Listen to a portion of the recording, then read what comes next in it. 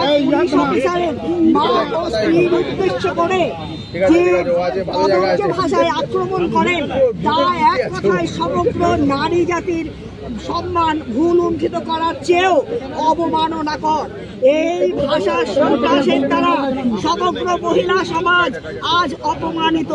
পশ্চিমবঙ্গ সরকারের দায়িত্বশীল উচ্চ আসনে অধিষ্ঠিত একজন ব্যক্তি মহিলাদের প্রতি জঘন্য কুরুচিকর মন্তব্য বিরুদ্ধে আজ সরকার এ পর্যন্ত কোনরূপ ব্যবস্থা গ্রহণ করতে ব্যর্থ। এমনকি এই কুখ্যাত ব্যক্তিকে কোন রকম সাজা প্রদানের ক্ষেত্রেও সরকার সম্পূর্ণরূপে ব্যর্থ। এই সভা সদনের সমস্ত কাজ মুলতুবি রেখে এ বিষয়ে আলোচনার দাবি আমরা জানিয়েছি, কিন্তু সে দাবি আমাদের কোনো রকমভাবে অনুমোদন করা হয়নি, আমাদের ওখানে করতে দেওয়া হয়নি। আজকে যেভাবে পুলিশ অফিসারকে অপমান করা হয়েছে, তার মা বোনদের প্রতি যে নোংরা ভাষায় করেছে